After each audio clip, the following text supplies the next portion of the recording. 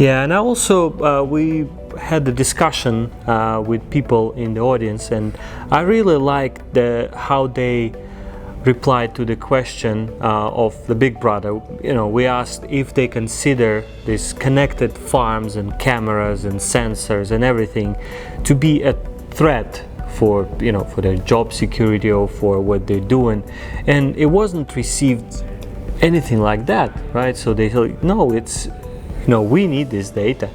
We're reading, we're looking at this information, and it was also a comment about sharing information, because it's also important. And again, there are different types of business models when there are farmers, there are growers, and there are integrators, and sometimes the sharing of the information is not very easy between those different parts of supply chain. So we also try to see whether we can bridge some of the gaps that the industry has.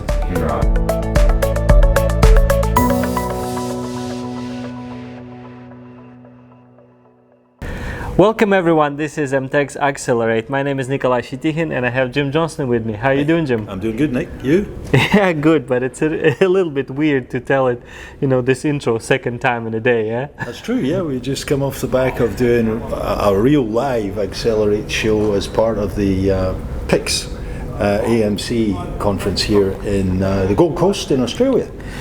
Yeah, and it's finally sunny because it was a little bit darker last couple of days, but we didn't have much time to look outside because we were here and we had a booth in here, and was quite a lot of workshops and seminars, and it's quite an interesting show, by the way. It's a little bit different in format, which I enjoyed a lot because it was a really balanced mix of everything together.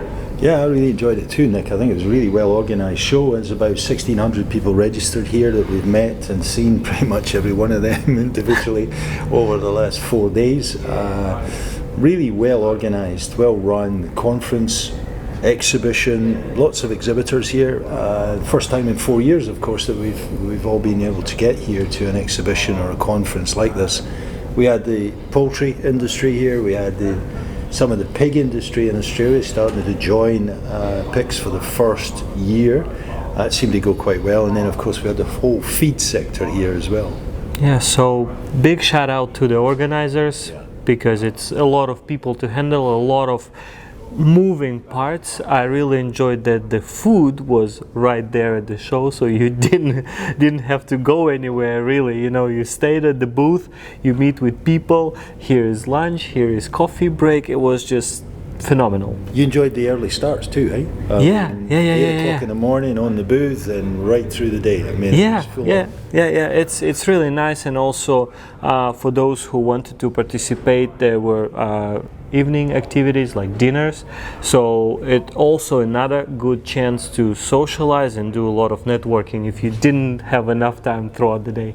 Yeah, I guess the cool thing is that most people are staying very close. It's on one big complex, yeah, so we have really nice auditorium for the speakers, some small breakout rooms for the workshops, a really big exhibition area, and a hotel and bars and restaurants, everything on the same complex. So everybody's here for the 4 days effectively of the whole thing. Right.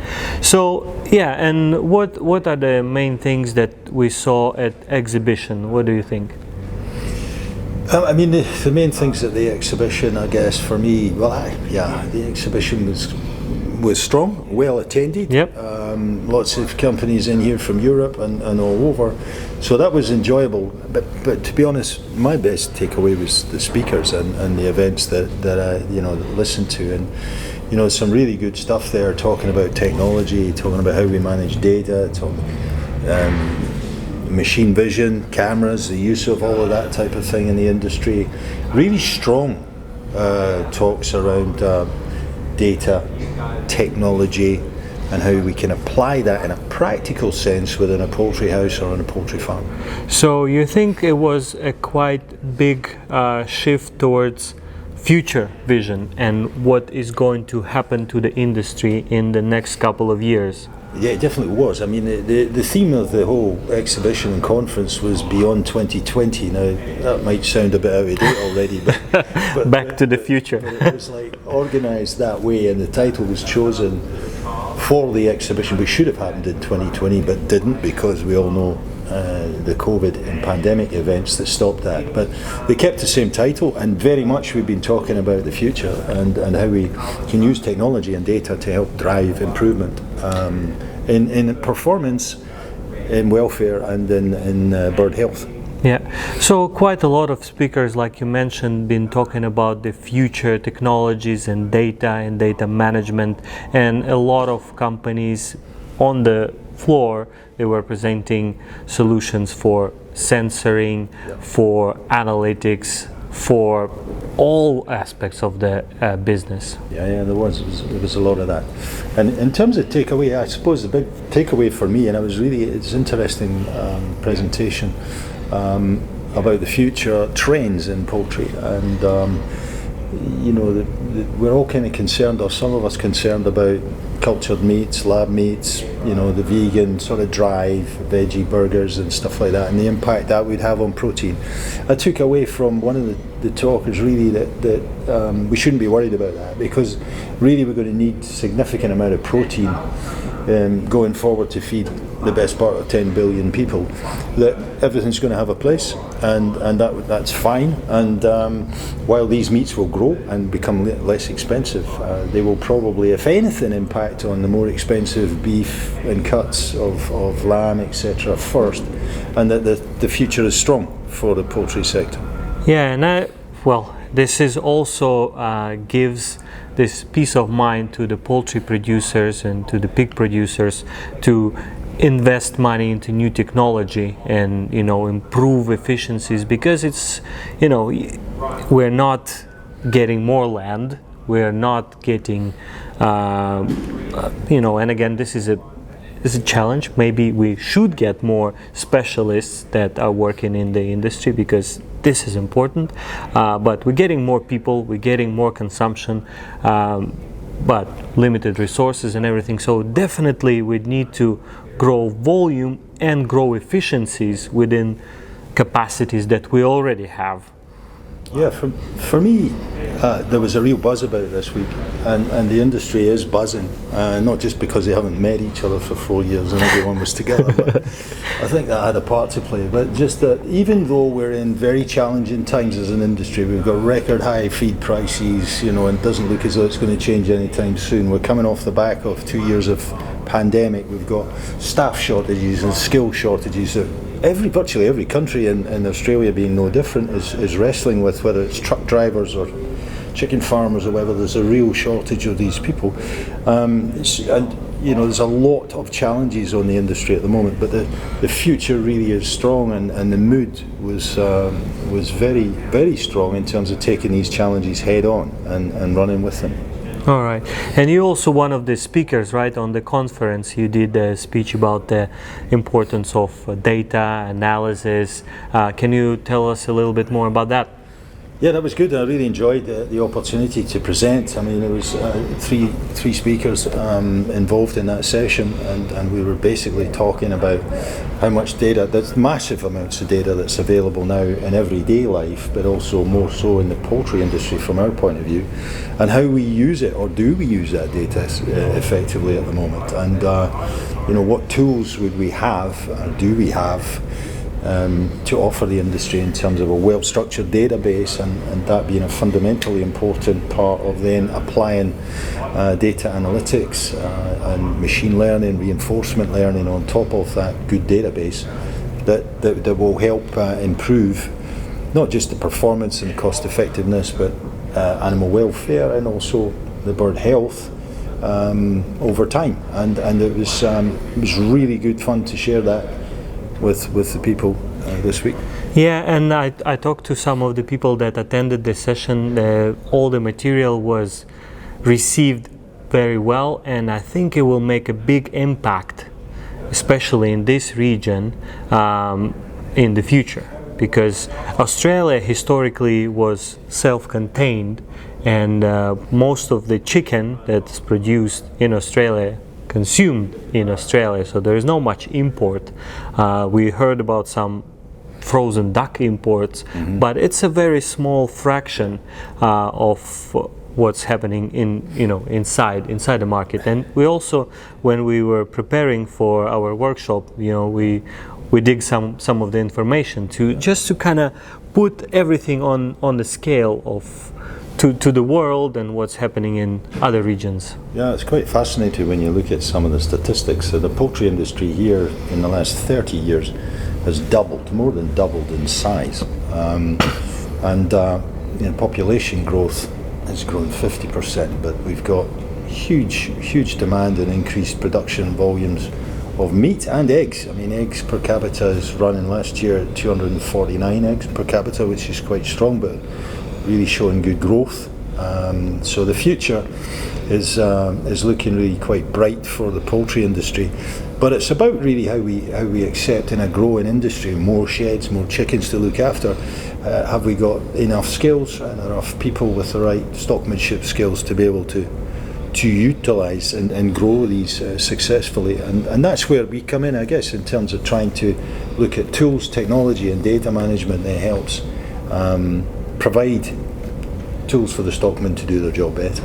Yeah, and also this theme of technology helping to be a better stockman was in our Accelerate Live event, so we can talk about that a little bit. I think it was great experience because we have a mixed groups of people with us. It was around more than 100 people with us. It was mix of broiler and egg producers. Yeah, really nice cross section of producers, farmers, people that are working for organizations and managing farms, people who own their own farms, but on both the egg and broiler sector, as you say. Really good to challenge some of that, to share. It was a very open discussion, as we always have with our guests, but on this occasion we had about 100 guests. So we had a really good 1.5 hours discussion really around data and technology and how they're using it or the struggles they have with it. And we were fortunate enough to be able to invite David Speller onto the stage, and he was our principal guest today in the Accelerate show. And he contributed very positively in terms of that whole debate that we've just had. Yeah, and David, if you're watching this episode, thank you very much again for contribution. Yeah. It was quite interesting to discuss this because David and us are in similar areas of the business, and he's also a farmer. So he had quite a lot of practical contribution in terms of applied technologies, right? So he was talking earlier today also about how he tried all of those different technologies on his farm, robots, different types of robots, different sensors, cameras, everything. So everything that he's working with, he's also trying to apply on his farms. Yeah, it was good to get his insight, wasn't it, into what works and what doesn't work, and where we need to continue to do more work with some of these technologies and tools in order for them to have a practical impact and help people on the farm level. Yeah, and also we had the discussion with people in the audience, and I really liked how they replied to the question of the Big Brother. We asked if they consider these connected farms and cameras and sensors and everything to be a threat for their job security or for what they're doing, and it wasn't received anything like that, right? So they said, no, it's we need this data. We're reading, we're looking at this information. And it was also a comment about sharing information, because it's also important. And again, there are different types of business models when there are farmers, there are growers, and there are integrators. And sometimes the sharing of the information is not very easy between those different parts of supply chain. So we also try to see whether we can bridge some of the gaps that the industry has. Absolutely, and I think the biggest opportunity really that came from the floor in the workshop was to share that with nutritionists and with veterinarians who can then help to collaborate in terms of improving bird performance and welfare and health.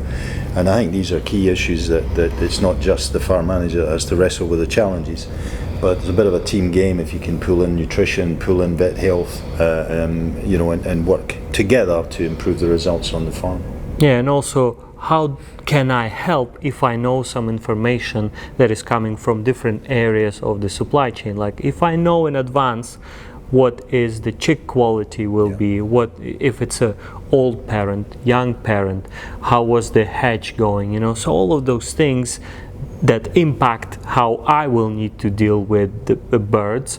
If I know them in advance, this will really help to optimize the growth cycle. Yeah, sharing information across the different silos is really quite an important way of leveraging improvement across the supply chain. Yeah, we also learned that some of the companies and some of the people from the audience already using some systems and some data analytical tools, but it's still quite a lot of opportunity to improve all that, because still there are quite a lot of silos inside many of the organizations. Yep, lots of work to do. Yeah, exactly, and which is a good thing. Again, this really works nicely with all the predictions and projections that many of the speakers are making during the last couple of days. Yep, it surely does. So it's been a really good several days. We really enjoyed being here and meeting everyone at the booth or at the workshops. And yeah, it's nice to be in Australia, and it's really interesting market to work with.